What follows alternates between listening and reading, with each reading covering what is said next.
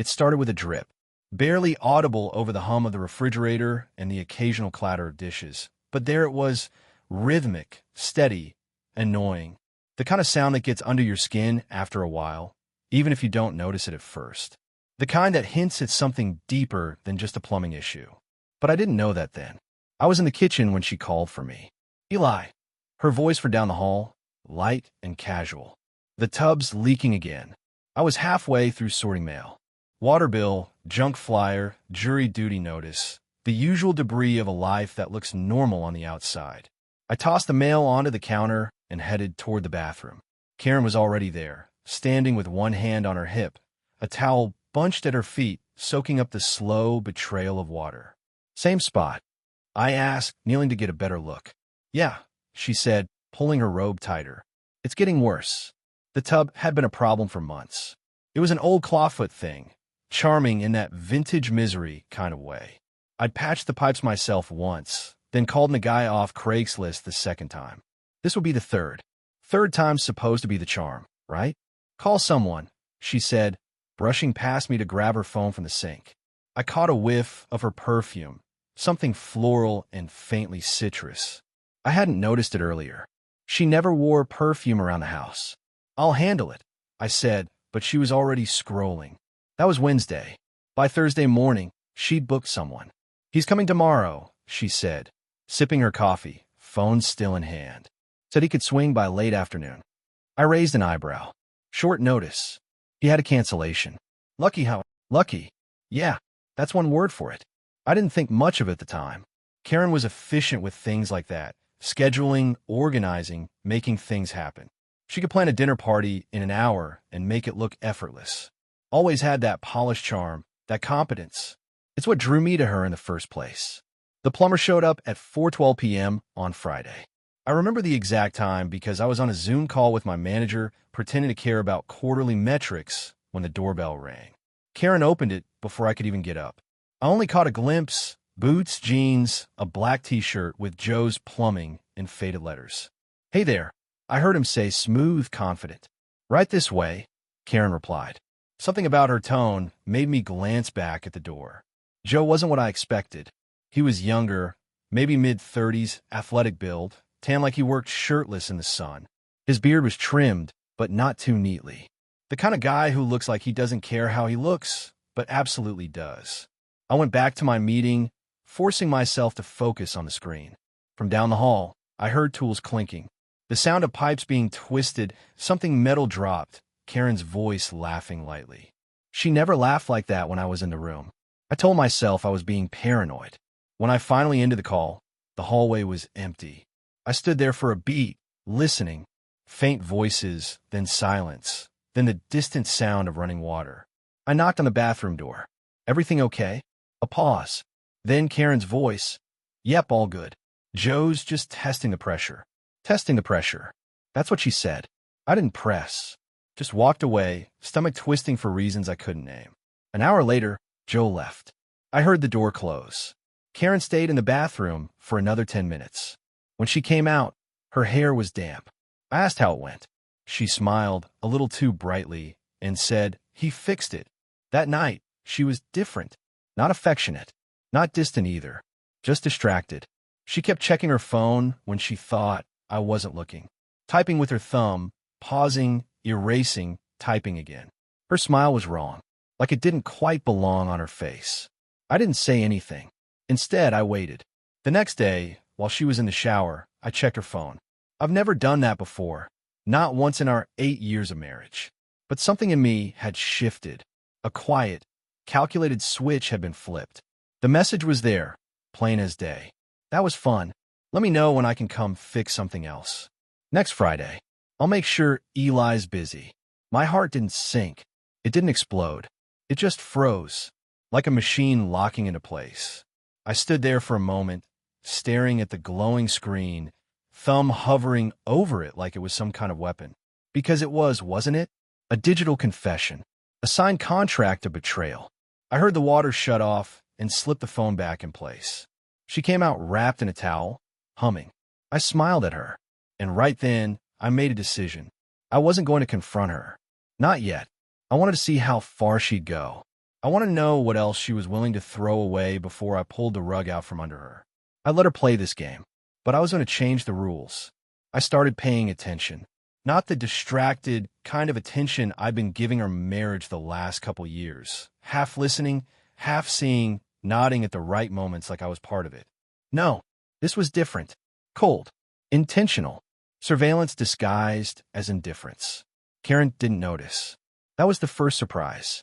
I figured the sudden stillness in me would rattle her, but it didn't. Maybe she thought she'd won. Maybe that message from Joe gave her just enough dopamine to ignore the way I'd stopped touching her in the mornings or asking how her day was.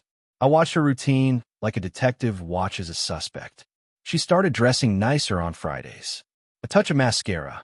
The perfume again, that citrusy one she used to wear when we were dating. She shaved on Thursday nights, which I only noticed because the trash can in the bathroom suddenly had more of those pink plastic razors sticking out of it. She claimed she was heading out to run errands, but she'd be gone exactly 2.5 hours. Always 2.5. Never more. Never less. At 5:32 p.m., she'd walk back through the door with a shopping bag from a store that didn't match the time she was gone. Once it was laundry detergent. Another time, bath towels. And then there were the receipts. I found one stuffed into the pocket of her coat. Harper Inn, room 214. She'd paid cash, but the timestamp matched one of her errands to the minute. It was almost insulting how sloppy she was. Or maybe she thought I was too checked out to care. Maybe that's what this all was, a long build-up of her believing I was blind. And I had been. But now, I was wide awake. I didn't confront her. I didn't text Joe. I didn't change the locks or key his truck or go full Lifetime movie with it. I bided my time. I made a copy of the receipt. I snapped photos of the text messages. I downloaded a secure app, something that wouldn't back up to the cloud. And I stored everything in a folder labeled tax docs. Paranoia? Maybe. But paranoia keeps you alive in the wilderness. That Friday, I told Karen I had to work late. She didn't even pretend to look disappointed. That's fine, she said, brushing something off her blouse. I'll just catch up on laundry. Laundry. I parked 2 blocks down and walked to the Harper Inn. Wore a hoodie, kept my head down. The lobby smelled like microwaved eggs and old pine cleaner. I nodded to the clerk like I belonged there and took the stairs. Room 214 was on the 2nd floor, far into the hall, next to the ice machine. I waited. I didn't have a plan. Not really. Then I heard it, her laugh. His voice, muffled behind the cheap door, like a bad sitcom playing through static. My hand clenched around my phone. I started recording the audio. Not because I planned to use it, but because I needed proof. I needed something real. At 6:13 p.m., they emerged. I stepped into the shadow of the vending machine alcove. They walked past, Karen's head tilted toward him, smiling like a woman without a care in the world. Joe had his hand on her lower back, casual, practice like he'd done it a dozen times. Maybe more. I didn't feel anger. I felt distance, like I was watching strangers in a documentary about betrayal. When they drove off, him in his battered Dodge, her following behind in the car we shared, I stood there a few minutes longer, recording still running, my thoughts racing. She thought this was a secret. She had no idea she'd made it a countdown. Back at home, she acted normal. Heated up leftovers. Asked about my day. Said she missed me. I watched her eat lasagna and realized I didn't know who the hell was sitting across from me.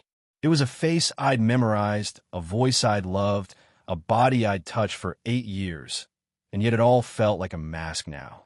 That night, while she slept beside me, I scrolled through old photos. Vacations, birthdays, her smile in all of them.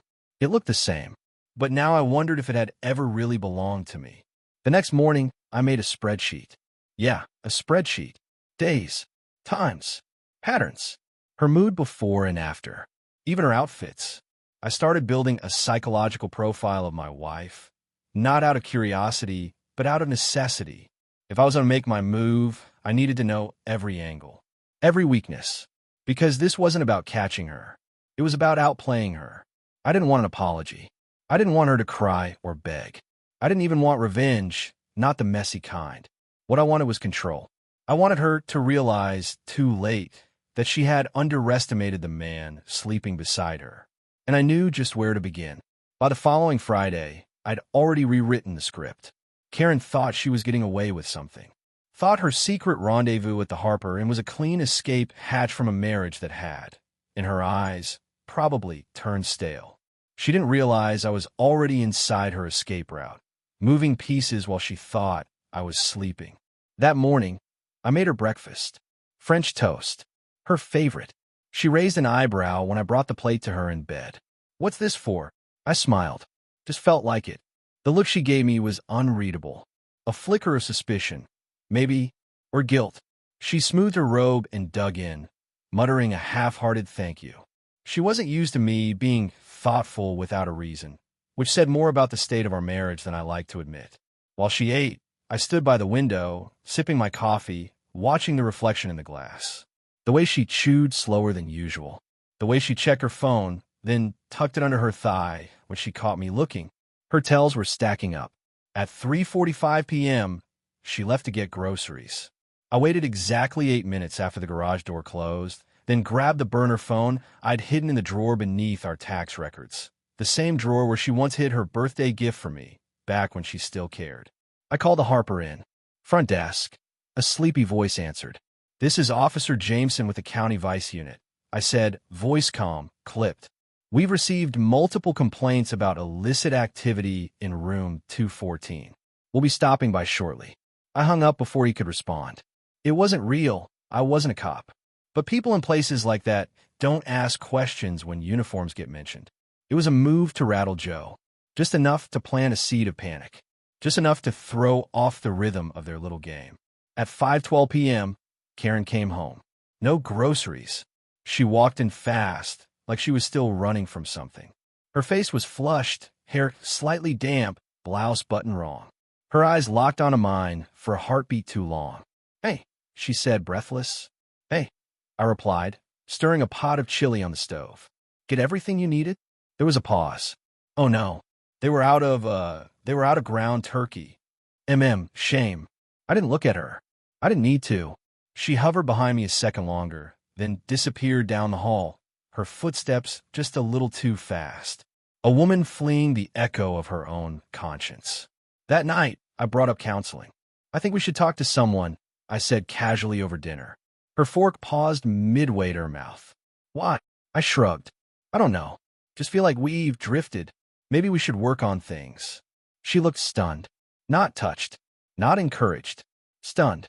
Like I caught her off guard and now she was trying to figure out if it was a trap. "Sure," she said slowly. "We could try that."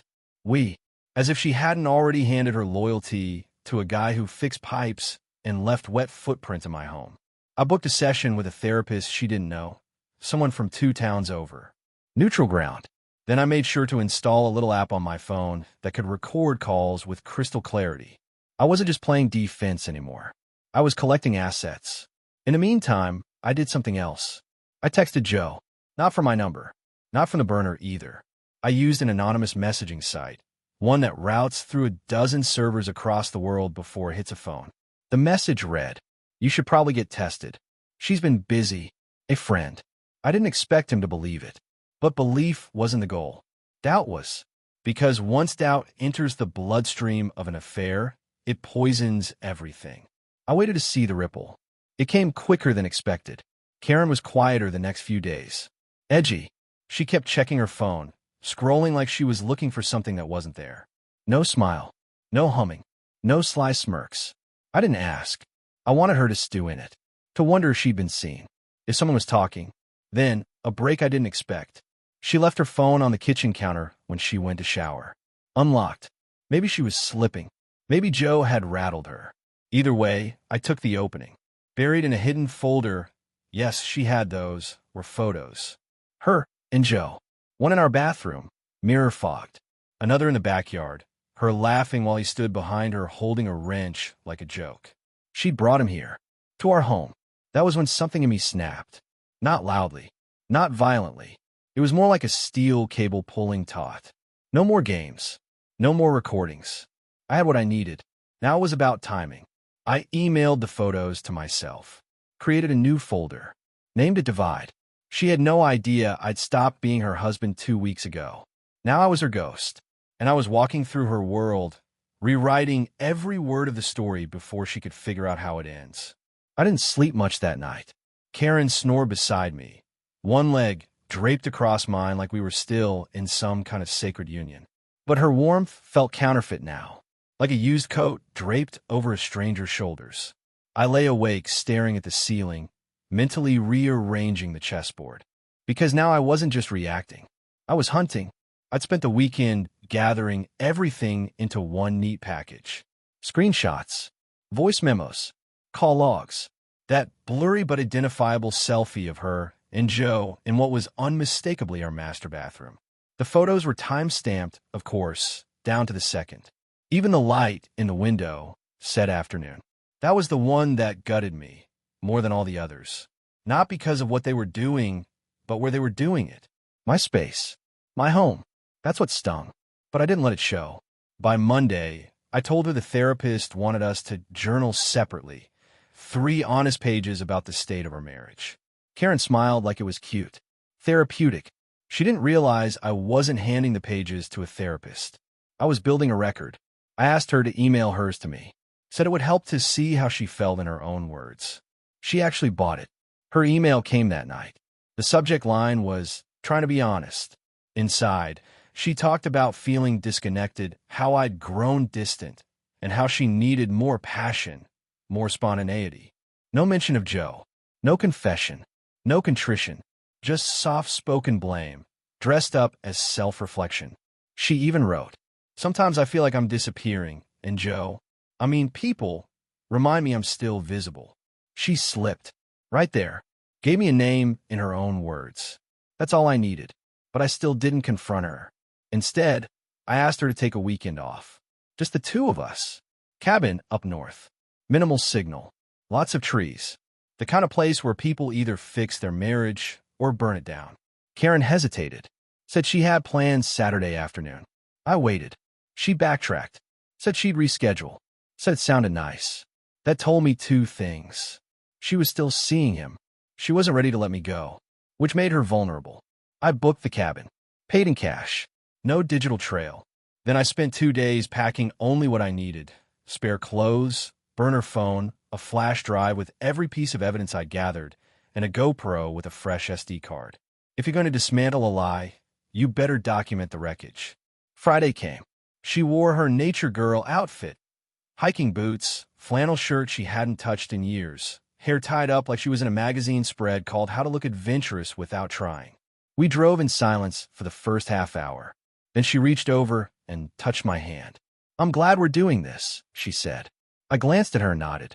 Me too. And maybe I meant it. In a way, the cabin was simple.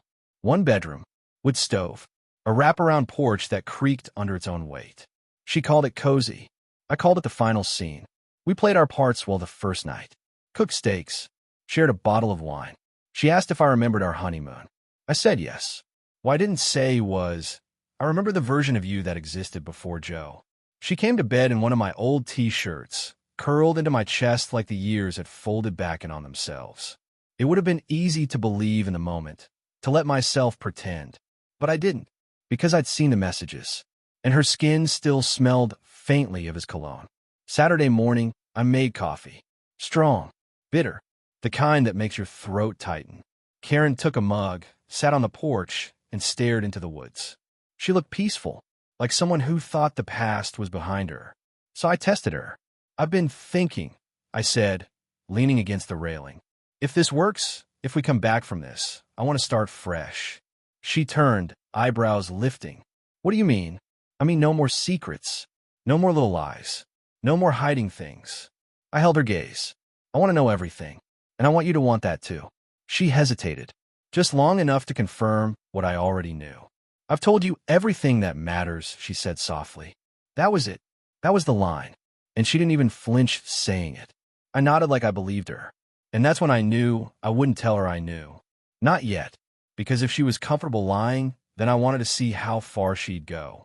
What she'd admit. What she'd never say out loud. The more she lied, the more rope she gave me. So I kissed her forehead. And I poured myself another cup of coffee. One step closer to the edge. We got back from the cabin Sunday night. Karen kissed me at the door, A little too long, a little too deliberate, like she was trying to convince herself she still meant it. I let her believe it worked. She said she was going to take a bath. Fitting. I stayed in the kitchen, running the sink, cleaning 2 spotless mugs just for the sound. Then I checked the burner phone. There it was, the ping I was waiting for. Don't ghost me. You good? Karen hadn't texted him all weekend. I'd watched her like a hawk. She'd slipped once, checking her phone in the bathroom, but whatever she typed, she deleted before hitting send. That silence was starting to spook him. Good, because spook people make mistakes. I drafted a reply. She's busy. We need to talk. I hit send. Waited. Less than a minute later, he responded. Who is this? I didn't answer. Not yet. Let the paranoia simmer. The next morning, I did something bold. Not reckless, calculated. I drove to Joe's shop. It wasn't much. A warehouse garage on the edge of town, tucked between a payday loan place and a vape store. Joe's Plumbing, in peeling vinyl above the door. A beat-up red toolbox sat on the front step like it was holding the place up. I parked across the street. Watched him come out 15 minutes later, coffee in hand, cigarette tucked behind his ear, phone glued to his face. He looked rattled, not in a falling apart kind of way, just off balance. You could tell a lot about a man by how he walks when no one's supposed to be watching. Joe's usual swagger was missing, replaced by this tight-shouldered pace like the ground might fall out from under him. I took a picture of him leaning against the truck, zoomed in, saved it. Next, I emailed myself using an encrypted address. Attached the photo. Subject line, the man who visits when the husband's not home. I created a new email folder. Labeled it, Confession Bait. That afternoon, I asked Karen if she wanted to have dinner at her favorite Thai place. She looked surprised. On a Monday, she said, I thought you liked surprises. She smiled, soft, unsure, maybe even a little afraid. She said yes. And while we sat there, sipping Singa and eating pad thai, I looked her straight in the eye and said, Have you ever lied to me? Her fort paused. Of course not, she said after a beat. Too fast. Too polished. Why would you ask that? I smiled. Just a game. Therapist suggested it. Honest dinner, no judgment. She relaxed a little. Gave me this look like, cute idea, babe. So I pushed it a little further. Ever had feelings for someone else? Her breath caught, just a flicker. Then she shook her head. No. I mean, we all get crushes, right? But nothing real. Anyone I know? She laughed. You're being weird. I shrugged. Just curious. Then I leaned in. I got a weird message the other day. That got her. Her eyes snapped up. What kind of message? Anonymous, I said casually, like I was talking about spam mail. Said you were cheating. She blinked. Laughed forced. That's ridiculous. I know, I said. Probably someone trying to stir up trouble. Her hands were shaking. I didn't mention the fake email, or the GoPro footage I'd started gathering, or the fact that Joe had called me twice that day from block numbers, leaving voicemails full of heavy breathing and clipped words like, tell her to call me. This isn't funny. He didn't know who he was dealing with.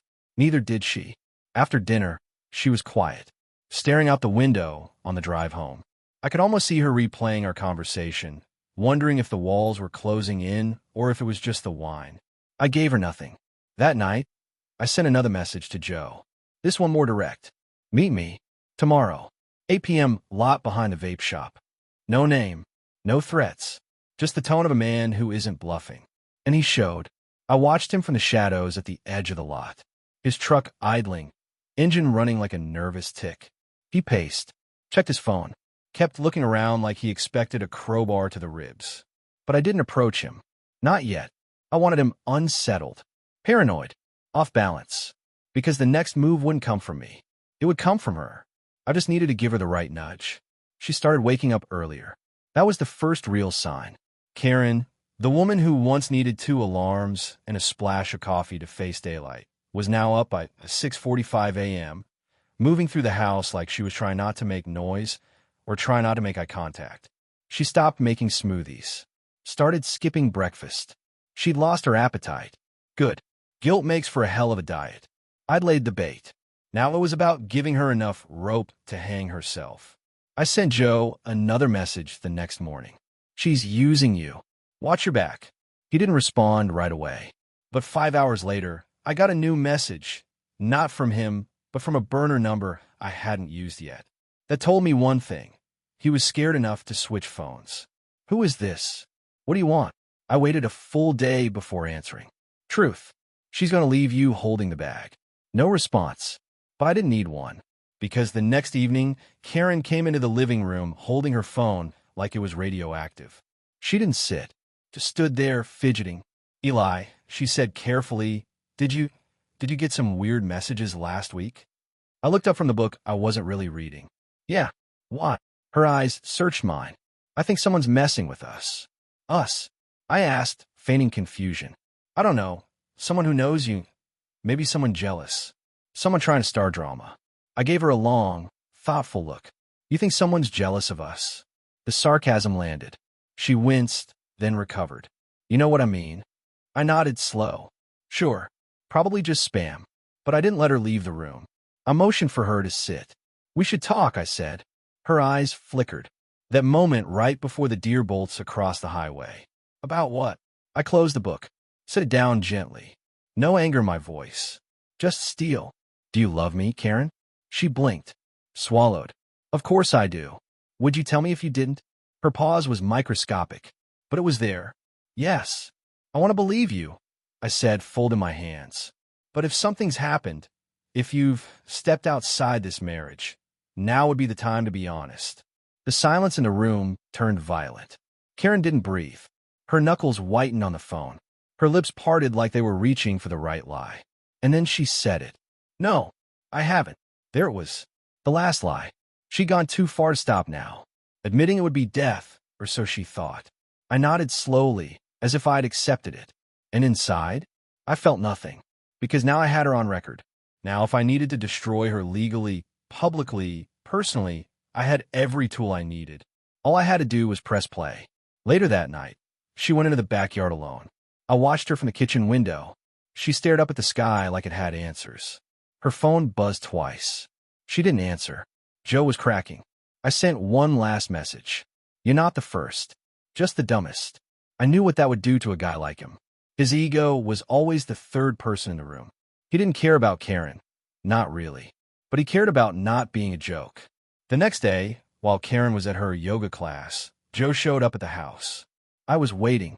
He knocked, looked around like someone might be watching. His face was tight, jaw clenched. He looked like a man trying not to panic. I opened the door. Calm, unarmed. Joe blinked. You're Eli? That's me. He took a shaky breath. We need to talk. I'm listening. He shifted on his feet. I didn't know. I swear to God. She told me you were separated. I let him talk. Let him explain how they connected, how she seemed lonely, how she said I had pulled away first. I just nodded. I want nothing to do with her, he said finally. If you're planning to go public with this, if there's evidence I didn't know. Okay. I stared at him. Let the silence stretch. Then I said, then prove it. He frowned. What? If you're not protecting her, then help me bury her. That's when he realized who he was dealing with. I slid a manila envelope into his hands. Inside were screenshots of her messages to him. The ones where she mocked me. The ones where she joked about fixing more than pipes. She used you, I said. She lied to both of us. But she lied to me under oath. He opened the folder. His hands trembled. You want her gone? I asked.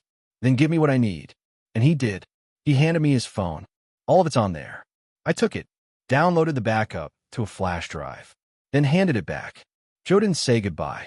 He just walked to his truck and drove off. That night, Karen kissed me in the kitchen. She looked relieved, like she thought the worst had passed. And I smiled, because she didn't know the worst was tomorrow. It started with an envelope, not left on her pillow, not taped to the mirror. No dramatic flourish. Just slid into her purse one morning while she was brushing her teeth, humming like a woman who hadn't destroyed a life and thought no one had noticed.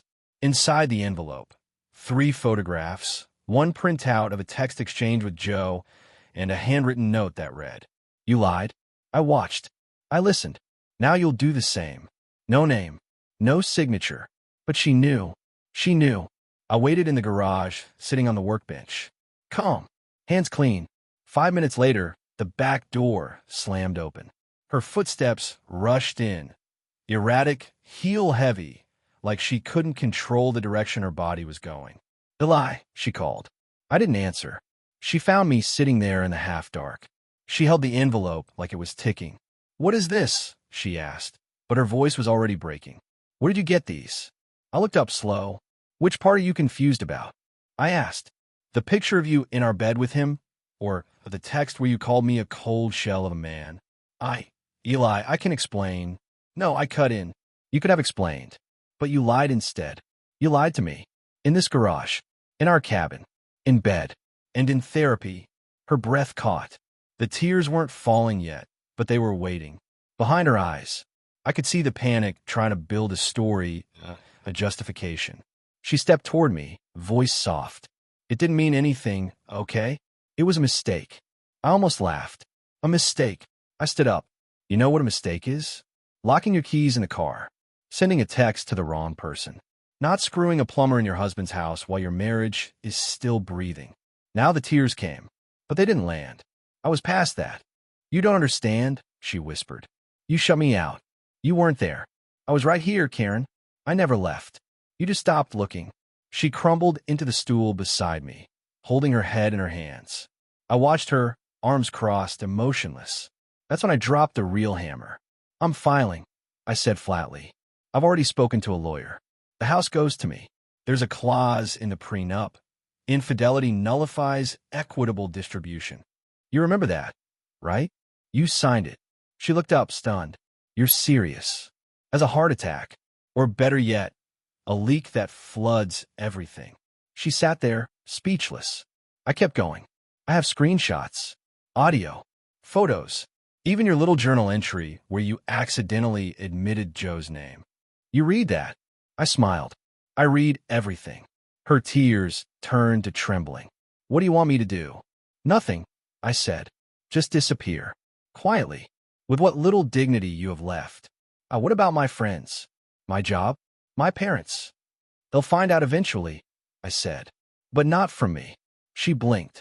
Cautiously hopeful. I leaned in. No. From him. Joe. I nodded. He thinks you set him up. Thinks you used him. Thinks you were planning to drag him down with you. That's not true. Doesn't matter. I made sure it looks true. She covered her mouth, panic setting in. Oh my God. You'll start hearing rumors, I continued. Not loud ones. Just whispers. At work. In text threads you're not in anymore. Muted laughter when you walk into a room. You can't do that. I stepped toward the door, hand on the knob. I already did. She stood, pleading now. Please, Eli, don't do this. We can fix this. I paused. Looked back at her. You already did, I said. What do you mean? I opened the door. By breaking it. Then I left her there, in that half-lit garage, surrounded by the ghosts she invited in. No shouting. No slammed doors. Just the sound of a woman realizing the house she thought she owned was never hers to begin with. That night, I didn't sleep on the couch. I slept in our bed, alone. And for the first time in months, I slept straight through the night.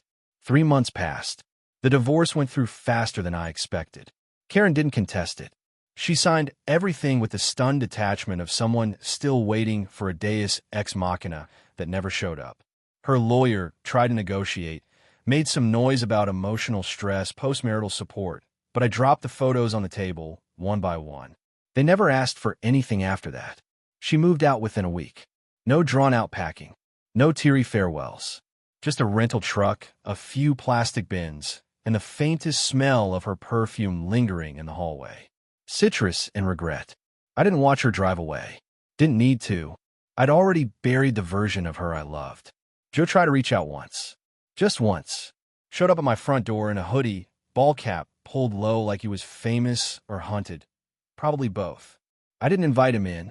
Just stood in the doorway, leaning against the frame. Didn't think you'd answer, he muttered. I shouldn't have. He nodded. I didn't know. Not really. I let the silence stretch.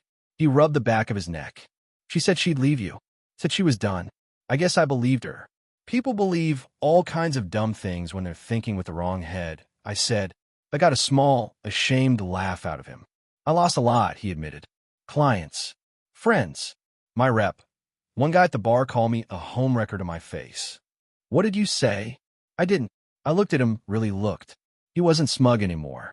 He wasn't swaggering or flirting or carrying that crooked confidence that once moved into my house like it paid rent.